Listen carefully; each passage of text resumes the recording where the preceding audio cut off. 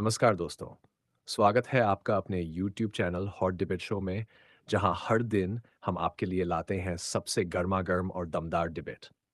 आज के धमाकेदार डिबेट शो में हम आपको दिखाने जा रहे हैं एक जबरदस्त बहस, जब देशभक्त विष्णु जैन और उनके पिता हरिशंकर जैन जी स्टूडियो में आए थे।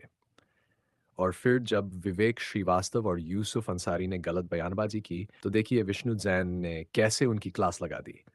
ये वीडियो आपको ज़रूर देखने लायक लगेगा। तो देर किस बात की? देखते हैं पूरा वीडियो।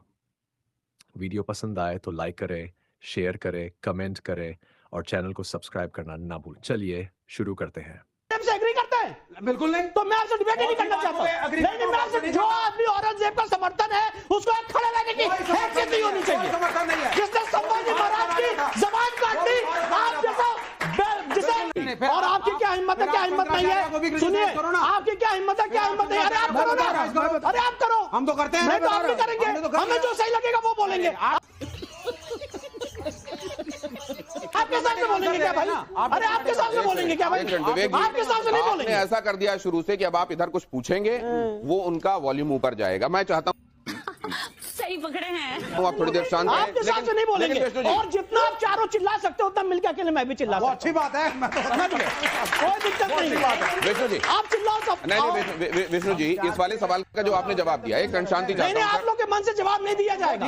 जो मैं बिलीव करता हूँ वही बोलूंगा। पर शंकराचार्य से जो बिलीव करता हूँ वही बोलूंगा। आपसे मैं डिबेट करने नहीं आया। नहीं नहीं नहीं, आपसे डिबेट नहीं करने आया हूँ। एक मिनट, नहीं नहीं नहीं नहीं नहीं, शंकराचार्य आप औरंगजेब से एग्री करते हैं? बिल्कुल नहीं। तो मैं आपसे डिबेट ही नहीं करना चाहता। नहीं, मैं आपसे जो आदमी औरंगजेब का समर्थन है उसको एक खड़े रहने की हैसियत नहीं होनी चाहिए। समर्थन नहीं है। जिसने संभाजी महाराज की जबान काट दी, आप जैसा जिसे हम कहते हैं नालायक निर्लज्ज आदमी यहाँ खड़े होकर हमसे डिबेट नहीं करते। हम नालायक निर्लज्ज तो मैं भी कह सकता हूँ। बिल्कुल कम्युनल मैं भी कह रहा हूँ। तो आप कहिए, मैं भी कह रहा हूँ। उसे क्या आपकी तो हैसियत नहीं है खड़े रहने की। प्लीज प्लीज जो मर्यादा। संभाजी महाराज को, जो संभाजी महाराज की जिसने जबान खींच ली, उसको खड़े होके, उस औरंगजेब को खड़े होके यहाँ पे सपोर्ट करता आइए हूँ। पहले आप पहले बताइए। विवेक जी एक सेकंड मैंने आपसे पहले भी कहा था थोड़ी देर आप मुझसे सवाल पूछ रहे हो। शांत नहीं रह रहे हैं। मैं क्या शांत रहना, बकवास करो। मैं क्या आपने पहले कहा था 5 मिनट रहोगे, बकवास फिर बकवास जैसी चीजें लाएंगे फिर तो रोक पाऊंगा मैं। अरे यार नालायक नहीं क्या होता है? मैंने उनको बोला, आपने भी बोल दिया, क्या सीन है? आपने भी बोल दिया। मैं आपको नालायक बोलता हूँ। आप ऐसे आगे बढ़ाना चाहते हैं, आप ऐसे आगे बढ़ाना चाहते हैं, आप सपोर्ट करता हूँ। प्लीज प्लीज मैंने किसी प्लीज को सपोर्ट नहीं किया। महाराज की जबान खींच ली, अगले सवाल सर प्लीज तुम थोड़ा डिसाइड करो कौन क्या बोलेगा। शांत हो जाइए। आपने जिसने फ्री कंट्री की सपोर्ट किया नहीं। Free country. ये एकदम गलत है। मुझे अपने घर जाना है। मुझे घर जाना है। नहीं सर, अब ये जरा हम देखना चाहते हैं कि तर्क की बातों पर अगर अदालत में चीजें रखी जाती हैं, तर्कों के आधार पर तर्कों के महारथियों को कौन प्रभावित करता है, जरा ये भी देखें। लेकिन उससे पहले इस तस्वीर को देखकर आपके मन में क्या आता है विष्णु जी? एक फेल्ड बैरिस्टर। इनमें से कौन ज्यादा तार्किक बातें करता है, असदुद्दीन ओवैसी, अरशद मदनी या बदरुद्दीन अजमल? सर आप। तीनों में कोई नहीं। कोई नहीं। गजब बेइज्जती है।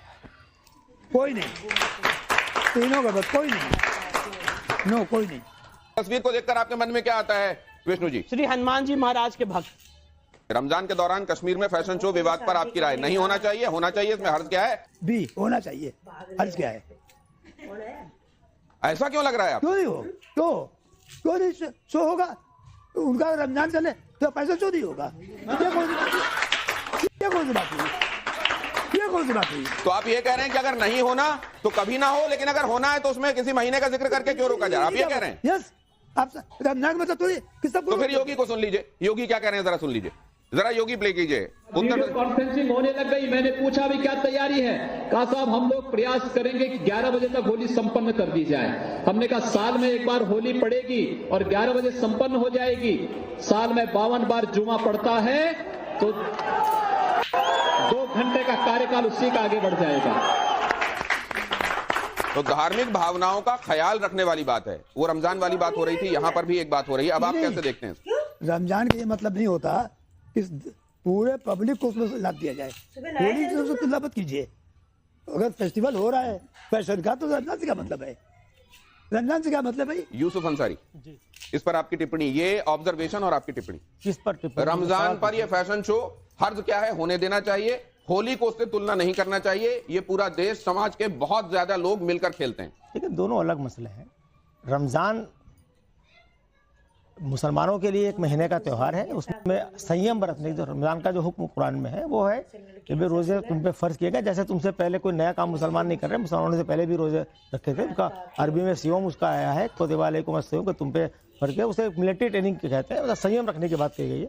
और ये है कि भाई आप संयम रखें। इस्लाम इंसानों पर कोई ऐसी नाजायज चीज नहीं थोपता है कि साहब किसी एक मजहब की वजह से बाकी चीजें ना होनी चाहिए, ऐसा बिल्कुल नहीं। चलिए, इसमें कम से कम एक जगह आप लोग ये लगा कि एक साथ हैं। हाँ, बहुत जल्दी से दिनेश, विवेक जी, आपसे सवाल है, आप संविधान की बात करते हैं तो जितने भी मस्जिदों पर जांच हो रही है सब संविधान के हिसाब से हो रही है, कोर्ट की निगरानी में हो रही है, या तो आप हिंदुओं के विरोध में हमेशा बोलते दिखते हैं हमें, इसका क्या कारण है? इसलिए क्योंकि मैं इस देश में दंगे नहीं चाहता।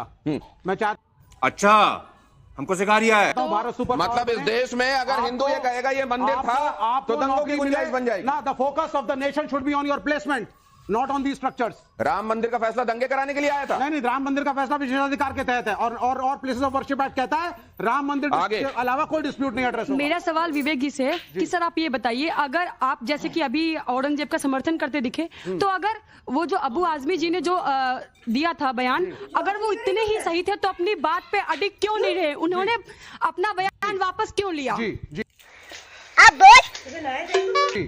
औरंगजेब सही भी था, गलत भी था, वो राजा था, वो डेमोक्रेटिक राजा नहीं था, लेकिन वो इस देश का इतिहास है। जो राजधर्म का पालन करे वो राजा होता है। सर, किसी डिक्टेटर को आप राजा कह देंगे? जब भारत हिंदू राष्ट्र बन जाएगा तो सेक्युलर स्टेटस का क्या रहेगा, या फिर नहीं? सेकुलर स्टेटस सबसे पहले खत्म होगा। सबसे पहला काम होगा, secularism is the bogus principal.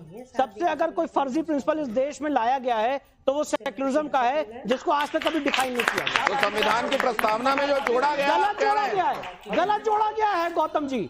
1976 में बिना कोई डिस्कशन के, बिना कोई डिबेट के, गलत ढंग से जब देश इमरजेंसी में था, तब 42nd अमेंडमेंट लाके सेकुलर और सोशलिज्म पर जोड़ दिए गए। 1970 के दशक में कांग्रेस के ऊपर प्रेशर डाल के 2 शब्द प्रियम्बल में डलवाए थे, सेकुलर और सोशलिज्म।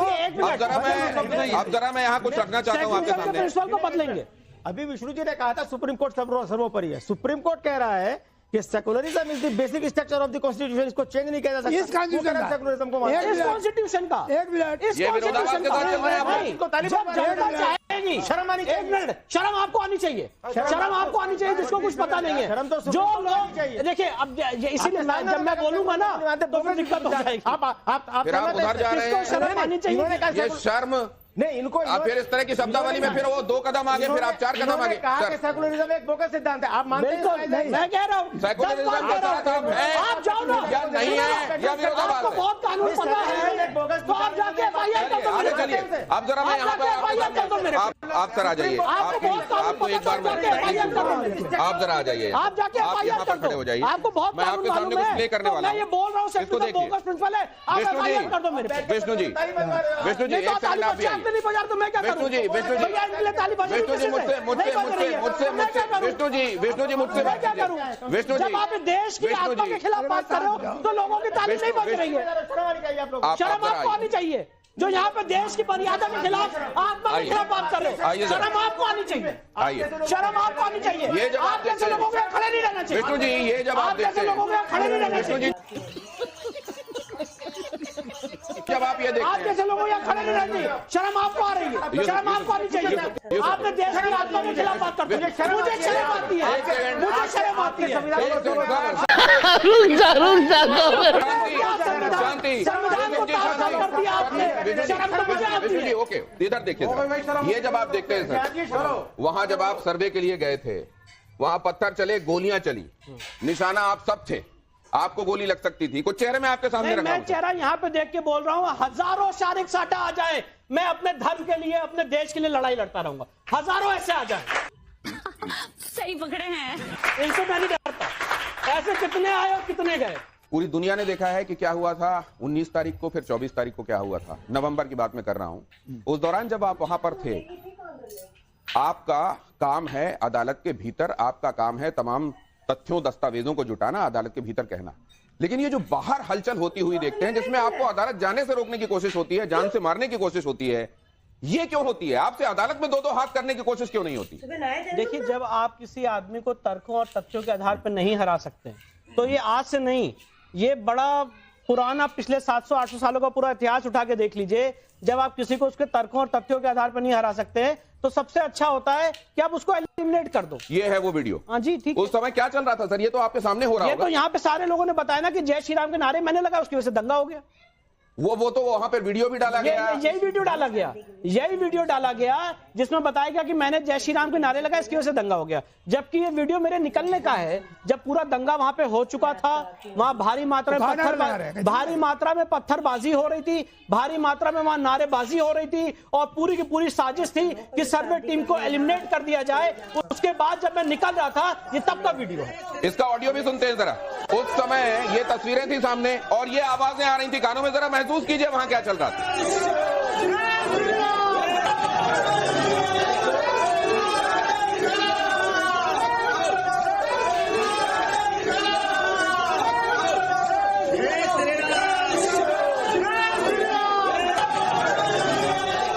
आप उस चौकोर घेरे के अंदर दिखाई दे रहे हैं कि आपने तो आप चुपचाप चले जा रहे हैं। देखिए, मैं आपको फिर से बता रहा हूं, जब वहां पे सुबह 8 बजे के करीब से सर्वे शुरू हुआ था, 11 बजे के करीब सर्वे खत्म हुआ।